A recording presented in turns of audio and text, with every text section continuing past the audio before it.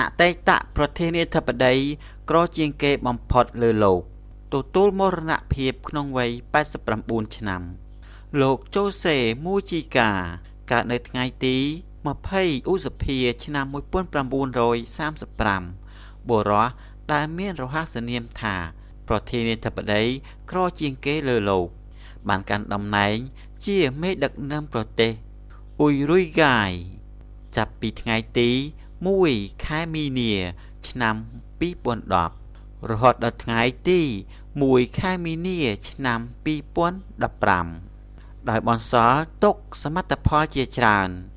រាប់មានអស់ព្រមទាំងការ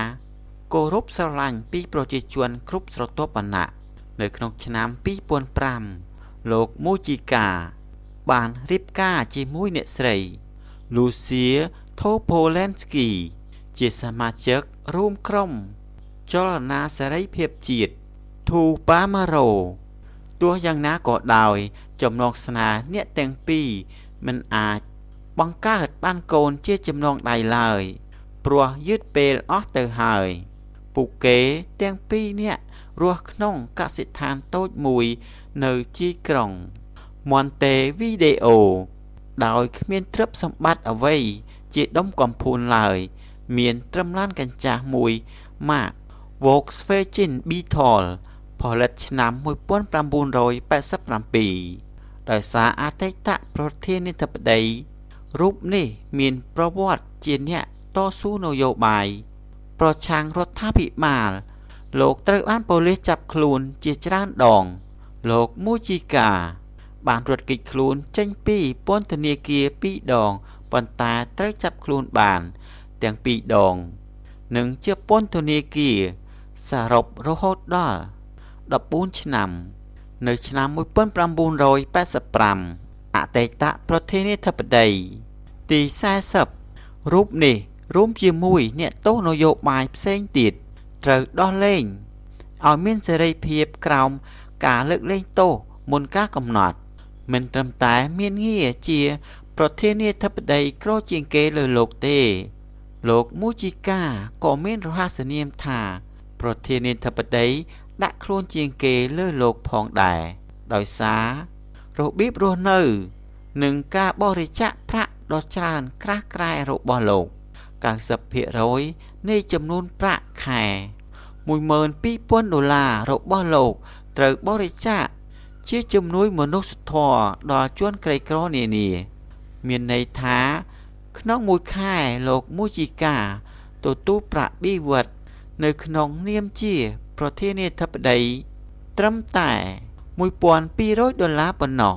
កាលពីចុងឆ្នាំ2014លោកជូសេមូជីកាបាននិយាយថាមានគេស្នើសុំទិញឡានម៉ាក Volkswagen Beetle ផលិតឆ្នាំ1987របស់លោកក្នុងតម្លៃ$1លានប្រធានាធិបតីទី40របស់អ៊ុយរុយហ្គាយរូបនេះបានបញ្ជាក់ថាបើលោកទទួលបាន$1លានពីការលក់ឡានលោកនឹងបរិច្ចាគលុយទាំងនោះជួយសាងសង់ផ្ទះដល់អ្នកគ្មានជំរកប្រសិនបើបានឡាន10គ្រឿងជាថ្នូរវិញលោកនឹងផ្ដល់វាទៅឲ្យការិយាល័យសុខភាពសាធារណៈសកម្មភាពនេះបាននាំឲ្យមនុស្សទូទាំងពិភពលោកកោតសរសើរយ៉ាងខ្លាំងបើទោះបីពេលនេះលោកមិនទាន់បានលក់ឡាននោះក្តីចប់អាណត្តិជាប្រធានាធិបតីក្នុងវ័យ79ឆ្នាំតែប្រជាជនមិនដាច់អាល័យមុនក្លាយជាប្រធានាធិបតីលោកមូជីកាធ្លាប់កាន់តំណែងជាសមាជិកព្រឹទ្ធសភា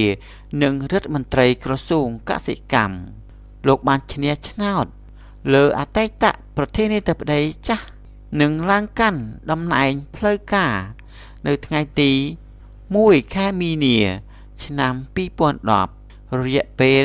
5ឆ្នាំអតីតអ្នកតស៊ូនយោបាយរូបនេះបានឆក់យកក្តីស្រឡាញ់ពីប្រជាជនទូទាំងប្រទេសការកសាងស្នាដៃជាច្រើនព្រមទាំងទឹកចិត្តគិតពីប្រយោជន៍ជាតិជាធំគឺជាអ្វីដែលប្រធានាធិបតីដ៏តោកយ៉ាករូបនេះ ប្រកាន់យកបើទោះបីជាប្រទេសអ៊ុយរុយហ្គាយបានកំណត់ឲ្យប្រធានាធិបតីអាចកាន់អំណាចត្រឹមមួយអាណត្តិតែប៉ុណ្ណោះស្មើនឹង5ឆ្នាំថ្ងៃទី1ខែមីនាឆ្នាំ2015ជាពេលវេលាដែលអតីតប្រធានាធិបតីរូបនេះចាប់អាណត្តិដឹកនាំប្រទេសប៉ុន្តែប្រជាជននៅតែគោរពស្រឡាញ់លោកមិនដាច់អាល័យចំពោះអតីតប្រធានាធិបតីក្រជាងគេបំផុតលើលោកហើយលោកទទួលមរណភាពក្នុងវ័យ